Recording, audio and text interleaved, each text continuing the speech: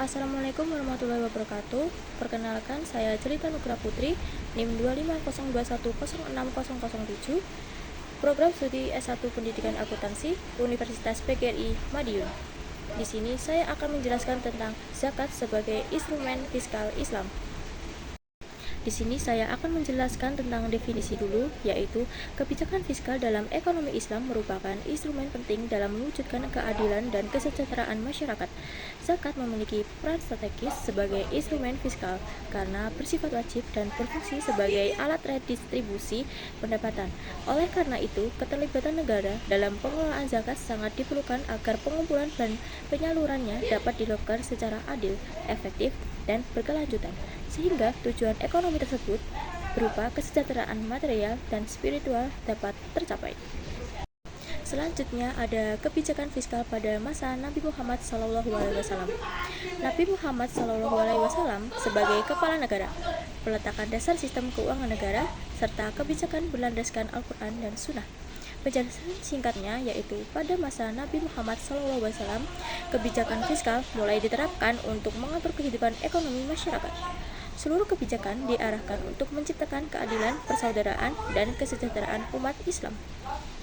Materi selanjutnya ada sumber penerimaan negara masa Nabi.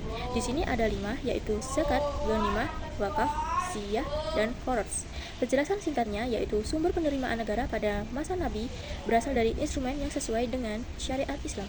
Zakat tersebut menjadi sumber utama karena bersifat wajib, sedangkan sumber lainnya digunakan untuk mendukung kebutuhan negara dan masyarakat.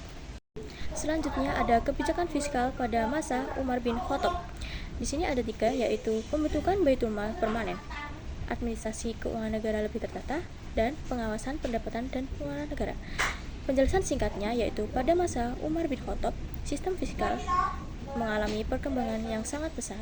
Pengelolaan keuangan negara menjadi lebih terstruktur dan transparan, sehingga distribusi kesejahteraan dapat berjalan lebih efektif. Selanjutnya ada pengelolaan pendapatan negara masa Umar, yaitu ada 3, yang pertama zakat dan usr, yang kedua ada khoroj dan siyah, yang ketiga ada fa'i dan ghanimah. Penjelasan singkatnya yaitu pendapatan negara dikelompokkan berdasarkan sumbernya dan digunakan sebagai prioritas kebutuhan masyarakat seperti bantuan sosial, pertahanan, dan administrasi negara. Materi selanjutnya ada instrumen kebijakan fiskal dalam Islam, yaitu penerimaan negara, pengeluaran negara, dan utang negara atau biasa disebut dengan bebas riba. Penjelasan singkatnya yaitu instrumen kebijakan fiskal dalam Islam harus dikelola secara amanah dan sesuai syariat Islam. Utang negara hanya diperbolehkan dalam kondisi tertentu dan tidak boleh mengandung unsur riba. Selanjutnya ada zakat sebagai instrumen fiskal, yaitu kewajiban bagi umat Islam. Yang kedua ada instrumen redistribusi pendapatan. Yang ketiga ada mengurangi kemiskinan dan kesenjangan. Penjelasan singkatnya yaitu zakat berfungsi sebagai alat pemerataan ekonomi yang mampu mengalirkan harta dari golongan mampu kepada golongan yang membutuhkan, sehingga terciptanya keadilan sosial. Alasan zakat wajib dikelola oleh negara, yaitu zakat bersifat wajib. Yang kedua ada membutuhkan otoritas pemaksa. Yang ketiga ada pengelolaan lebih terorganisir dan merata. Penjelasan singkatnya yaitu zakat merupakan kewajiban negara memiliki peran penting untuk memastikan zakat dikumpulkan dan disalurkan secara adil dan tepat sasaran agar memanfaatkan dapat dirasakan secara luas. Manfaat pengelolaan zakat oleh negara yaitu lebih efektif dan efisien. Yang kedua ada pemerataan distribusi kesejahteraan. Yang terakhir ada pengawasan dan akuntabilitas. Penjelasan singkatnya yaitu pengelolaan zakat oleh negara memungkinkan pendistribusian dana zakat dilakukan secara profesional dan transparan, sehingga dampaknya terhadap kesejahteraan masyarakat lebih besar. Kesimpulannya yaitu kebijakan fiskal dalam ekonomi Islam merupakan instrumen penting dalam mewujudkan keadilan dan kesejahteraan masyarakat.